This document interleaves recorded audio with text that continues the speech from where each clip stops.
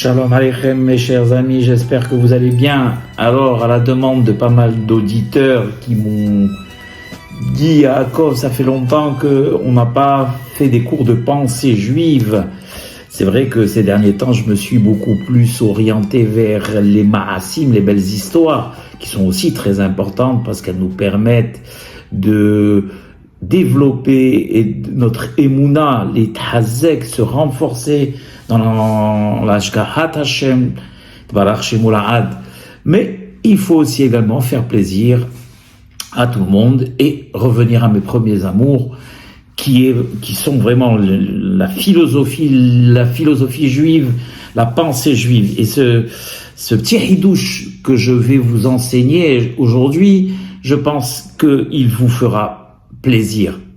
Alors, voilà. Alors, il concerne bien sûr la paracha de Bo, qui était la paracha de la semaine dernière. Il n'y a pas de Moukdam et de Meuhal dans la Torah.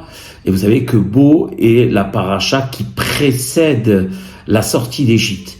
Bo, comme la Guémataria l'indique, Bet et Aleph qui font 3 et qui indique que ce sont les 3 dernières plaies que va infliger Hakadosh Baruch Hu à Pharaon, qui sont Arbé, donc les sauterelles, Hosher, la plaie de l'obscurité, et Makat Bechorot, la mort des premiers-nés. Ensuite, Paro, bien sûr, cédera et laissera sortir le Ham Israël après 210 ans d'Égypte. On va se concentrer sur les premiers Pesukim de la Torah et essayer de les approfondir pour apprendre quelque chose de très important. Alors, la paracha commence comme cela. Vayomer Hashem el Moshe, Bo el Paro. Et Akadosh Baruch Hu s'adressa à Moshe et lui dit, va chez Pharaon, qui ani chbati et libo. On va avoir une nouveauté, car j'ai endurci son cœur, ve'etlev avadav, et le cœur de ses serviteurs. Qu'est-ce qu'on apprend de nouveau ici? Déjà, on apprend une première chose, c'est que Akadosh Baruch Hu, contrairement à la façon dont il a créé l'homme en lui laissant le libre arbitre, ici décide, dans son infinie sagesse, d'empêcher justement ce libre arbitre chez Pharaon. Et pourquoi? Arbitre veut dire en hébreu rendre difficile toute logique, toute décision. Pharaon va assister à la déchéance de son peuple. Il a assisté déjà dans les 7 plaies précédentes aux souffrances de son peuple, et malgré tout, il va s'entêter. Et Akadosh Baruch Hu veut qu'il continue à s'entêter. Et pour quelle raison? Akadosh Baruch Hu enlève ce qui fait justement la singularité de l'homme, ce libre arbitre qui lui permet de choisir entre le bien et le mal. Pourquoi Akadosh Baruch Hu décide de l'enlever à Pharaon? Et alors, on a 2 explications de Maïmonide qui sont extrêmement intéressantes. La première nous dit, Maïmonide, Hachbadat halev ba ka'onesh le Pharaon. L'endurcissement du cœur de Pharaon vient en conséquence punitive. Pourquoi? Tout simplement parce qu'Akadosh Baruch Hu peut user de cette méthode.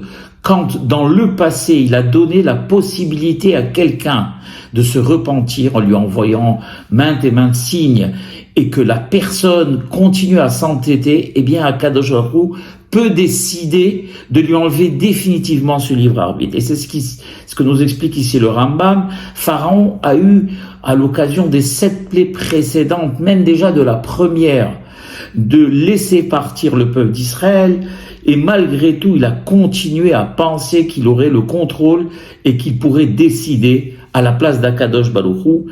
Et donc, Akadosh Baruch Hu dit, puisque à l'époque, tu avais la possibilité de pouvoir laisser ce peuple et que tu n'as pas décidé de le faire, alors maintenant, même si tu décides de le faire, je vais endurcir ton cœur de manière à ce que tu ne puisses plus prendre de décisions salutaires. Et c'est ce que nous explique ici Rambam. La deuxième explication, c'est pour qu'il ne puisse pas changer d'avis, et puisque s'il ne change pas d'avis, en conséquence, Akadosh Baruch Hu le punisse, et qu'en conséquence, encore une fois, de la punition, soit ces makotes que tu vas raconter à tes enfants et à tes petits-enfants et aux générations à venir. Quand? Eh bien, tout simplement, le soir du Seder de Pessah, où on va parler, on va raconter, comme le faisait déjà Rabbi Akiva à Bnei Brak, on le sait dans la Haggadah, et comme tous les Chachamim l'ont fait, comme tous les Juifs l'ont fait, au travers des siècles et des siècles, raconter ce qu'Akadosh Baruch Hu a fait à travers de la plaie du Dam, du Tsefardia, etc. Donc, une des raisons pour lesquelles, nous dit Rambam, Akadosh Baruch Hu a décidé d'enlever le libre arbitre à Pharaon, eh bien, c'est pour qu'il le punisse. Et pourquoi le punir? Pour qu'on puisse raconter la punition. Alors, permettez-moi d'aller maintenant encore un peu plus profondément. Il y a un terme qui est un petit peu étrange, qui apparaît dans les Pesukim, qui est celui « Et asher hit'alalti bemitzrayim ». La racine de hit'olel, c'est « aïn lamed ». Lamed, c'est « alal », « olel », qui veut dire « faire ». Faire quelque chose, une action, comme est marqué par exemple, Nora Alilot, Akadosh Baruch Hu, il est Nora Alilot, Al Bene Adam. Akadosh Baruch Hu organise de la manière qu'il le décide les actions contre ou pour les personnes.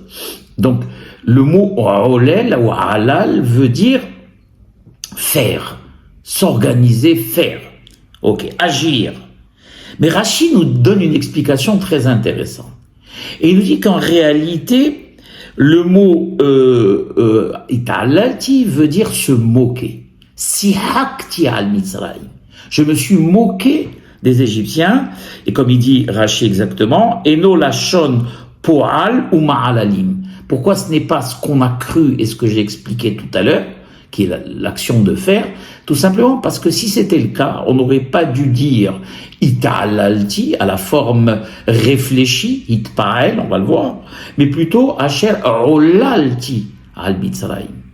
Et donc à partir de là, Rashi déduit que la manière dont le verbe a été conjugué nous laisse à penser qu'en réalité l'explication est se moquer des Égyptiens, comme par exemple, on l'a vu dans Bilam avec son ânesse. Quand son ânesse s'est couchée et n'a pas voulu avancer, Bilam lui a dit qui ta'alalti, tu t'es joué de moi, tu t'es moqué de moi. Alors pourquoi employer ce terme, se moquer, se jouer des Égyptiens?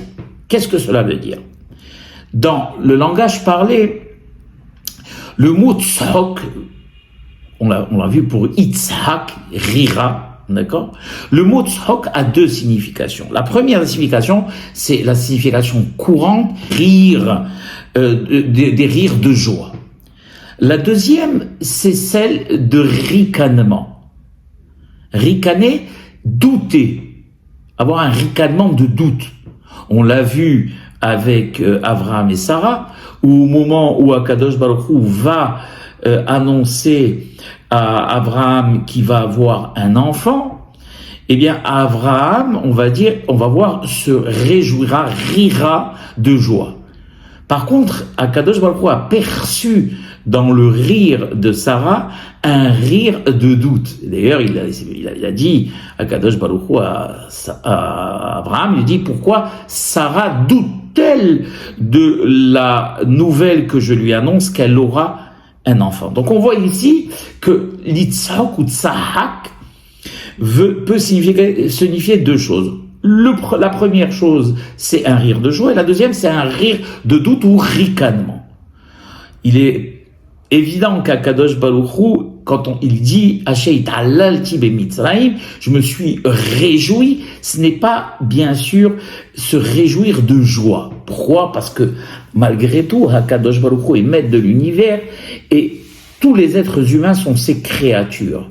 Et Akadosh Baruch Hu ne se réjouit pas quand il inflige des punitions ou quand comme il a fait pour l'Égypte, anéantit les Égyptiens, il le fait dans un but précis, à la différence des rois humains qui, eux, punissent. Akadosh Baruch Hu ne punit pas, il corrige. Et donc, en conséquence de ces corrections, s'il y a mort d'hommes, comme on va le voir ici dans le cas des Égyptiens, ça ne réjouit pas Akadosh Baruch Hu, comme il est dit, Kilo ehpotz bemot hamet ki im mishuvo medarko vahaya. Je ne me réjouirai jamais de la mort Dieu l'impie, mais plutôt j'attends de lui son repentir. Et donc on va donc éliminer la première hypothèse qui est celle du rire de joie pour aller vers la deuxième hypothèse qui est celle du rire ou du ricanement, se moquer d'eux, se jouer d'eux. Qu'est-ce que cela veut-il dire? Allons maintenant encore plus profondément et revenons au premier passouk où il y a marqué Ulma'an tesaper be'ozne bincha ou ben bincha asher it'allalti be'mitzrayim. C'est-à-dire, puisque maintenant on a compris que le it'olel veut dire se moquer, donc qu'est-ce que dit Akadosh Baruch Hu? Il lui dit à Moshe, en plus des plaies que tu dois raconter à tes enfants, tu devras raconter également que je me suis moqué et joué des Égyptiens. Or ici, on n'arrive pas très bien à comprendre. Pourquoi? Parce que, en réalité, le fait de dire et de raconter aux futures générations qu'Akadosh Baruch Hu leur a infligé ces 10 plaies et de les détailler, suffira en même temps à faire comprendre au travers de ce récit que je me suis joué des Égyptiens. Or, pourquoi là, le passouk nous précise le fait de se moquer comme étant quelque chose d'indépendant? Si vous reprenez le passouk, va être au total samti bam ulma'an tesaper et bincha, le vavahibour vient nous indiquer que le fait de raconter qu'Akadosh Baruch Hu s'est joué des Égyptiens est quelque chose de supplémentaire qui vient s'ajouter au récit traditionnel des plaies d'Égypte. Pourquoi donc cela? Alors, allons encore plus profondément. Et essayons de comprendre ce que nous explique ici le Rav Nebenzahl, qui est un élève du Rav Eliud Dessler, et qui vient nous dire la chose de cette manière. Il est un fait incontestable, je dirais même une évidence, qu'Akadosh Baruch Hu a terrassé les Égyptiens. Et par cela même, il a prouvé, comme il y a marqué, qui Ani Hashem, Yudke Vavke, qui veut dire qu'Akadosh Baruch Hu est la puissance incontestée sans aucune mesure. C'est-à-dire qu'il y a personne qui peut lui résister. Même la civilisation égyptienne, qui était la civilisation dominante de l'époque, n'avait aucune chance contre Akadosh Baruch Hu. Et donc, ces plaies que je vais raconter vont le démontrer encore de manière plus cinglante. Maintenant, il nous dit le Haram, si on présente la chose seulement de cette manière, de la manière traditionnelle, eh bien on pourra être peut-être amené à penser que c'est vrai qu'Akadosh Baruch Hu ne peut rencontrer aucune force contraire, mais que malgré tout, il y a des adversaires et que les Égyptiens ont été les adversaires d'Akadosh Baruch Hu à un moment donné dans cette bataille. C'est comme si, par exemple, je disais, on va parler de la boxe, vous vous rappelez tous du boxeur Mike Tyson qui était redoutable, et dans ses premiers combats, je me rappelle, au bout de 20 secondes, il avait déjà terrassé tout adversaire. Alors sur l'affiche du Madison Square Garden, il y a marqué par exemple, Mike Tyson va affronter John, ce que vous voulez. Eh bien, ce John, qui avait été terrassé au bout de 20 secondes, malgré tout, apparaissait sur l'affiche et était considéré comme un adversaire. Certes, un adversaire qui ne résista que 20 secondes, mais un adversaire quand même. Alors, nous dit ici le Haram, le fait d'ajouter et de raconter de manière indépendante qu'Akadosh Baruch Hu, en plus des Makot, en réalité s'est moqué des Égyptiens, ça vient nous dire que en réalité Akadosh Baruch Hu n'a eu aucun adversaire. N'allez pas imaginer une seule seconde, comme sur l'affiche de ce combat de boxe, qu'il y aurait eu éventuellement Kivyachol une affiche où il y a Akadosh Baruch Hu contre les Égyptiens. En réalité, Akadosh Baruch Hu apparaît absolument seul sur l'affiche. Et que si on a eu l'impression qu'Akadosh Baruch Hu s'était battu contre les Égyptiens, c'était seulement l'impression qu'Akadosh Baruch Hu voulait donner. Et c'est absolument merveilleux, ce hidouche. C'est-à-dire que c'est ça, Hital dit. Je me suis moqué, je me suis joué des Égyptiens en leur faisant croire, écoutez bien, qu'ils auraient pu être éventuellement des adversaires potentiels. Alors qu'en réalité, ce ne sont pas des adversaires, comme aucune force au monde ne peut être un adversaire. C'est comme si, par exemple, la hache se vantait contre le bûcheron qui la tient. L'homme tire sa hayout, sa vitalité de qui? D'Akadosh Baruch Hu. C'est lui qui est à l'origine de cette vitalité. Et donc si l'homme lui-même dépend de cette vitalité, comment lui peut-il penser se targuer d'être un adversaire à celui qui lui donne cette hayout? Les Égyptiens sont des êtres humains et les êtres humains ne peuvent absolument pas et jamais être des adversaires de celui qui est à l'origine de leur vie.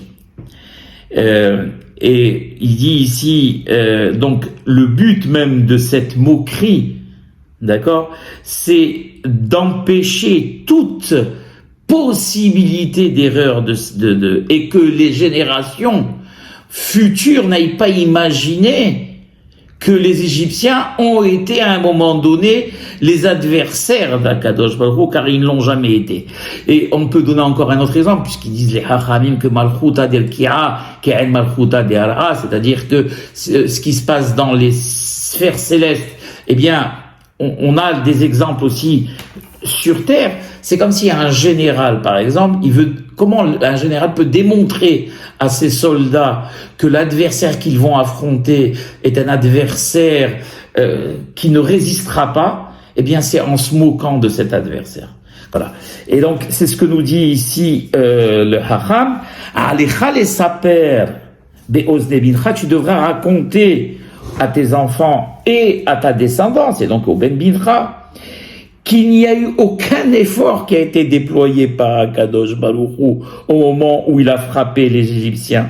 Car les Égyptiens, les plaies et tout l'univers sont considérés comme nuls et non avenus devant Itbarach Shemolahad Akadosh Baruch Hu. C'est ce qu'il dit ici le Haram, et je traduis, car devant et en face de l'infini, qui est Akadosh Baruch Hu, il n'y a ni facilité, ni difficulté. C'est vrai, très souvent, dans les textes bibliques, on va voir qu'on dit, par exemple, qu'Akadosh Baruch Hu s'est énervé, ou Akadosh Baruch Hu il est considéré comme El-Kana, ou quand Akadosh Baruch Hu regarde, ou voit, etc., ou se réjouit, etc. Il faut bien comprendre que c'est juste une façon pour nous permettre, nous, avec notre esprit fini, de pouvoir appréhender la Hanhaga divine. Mais qu'en réalité, Akadosh Baruch Hu n'a pas de sentiment, Akadosh Baruch Hu ne fait pas d'effort, il n'y a pas de facilité ou de difficulté ou d'énervement, ou Akadosh Baruch Hu est au-dessus de tout sentiment humain. D'accord? Mais c'est juste pour nous permettre à nous d'appréhender sa grandeur si on veut, la Torah va utiliser des termes qui sont facilement assimilables à l'esprit humain. Et ce que dit ici le Hacham, en réalité, les Égyptiens sont tombés dans le piège de penser qu'Akadosh Baruch Hu avait ses limites Hazve Halila, et qu'à partir de là, on pouvait éventuellement, en usant de certains stratagèmes, comme Pharaon l'a cru, contrecarrer certains de ses desseins. Or, ils se sont rendus compte, à leur dépens, qu'Akadosh Baruch Hu était infini, puissant, et qu'il n'avait aucune limite. On va s'intéresser à la forme de la conjugaison du verbe hit'alalti. Il est intéressant de le voir et de le comprendre. La racine du mot hit'alalti, on l'a dit tout à l'heure, c'est halal. Et halal, avec une même racine, a deux significations. La première, on l'avait dit, est deux significations opposées l'une de l'autre. C'est étonnant, il y a que dans la langue hébraïque qu'on a ce genre de possibilité. Ça n'existe pas en français. Un même mot qui dit une chose et son contraire. Là, on va voir que d'une part, halal veut dire yetzira, asiya, le fait de faire, comme il y a marqué par exemple, Hodiru ba'amim alilotav, faire connaître au peuple ses actions. Et la deuxième signification, on l'a vu, c'est itbatlut, bitul, veut dire moquerie, se moquer, dédain. Akadosh Baruch Hu, c'est moquer des Égyptiens. Alors comment en même temps ça veut dire faire, et comment en même temps ça peut vouloir dire se moquer?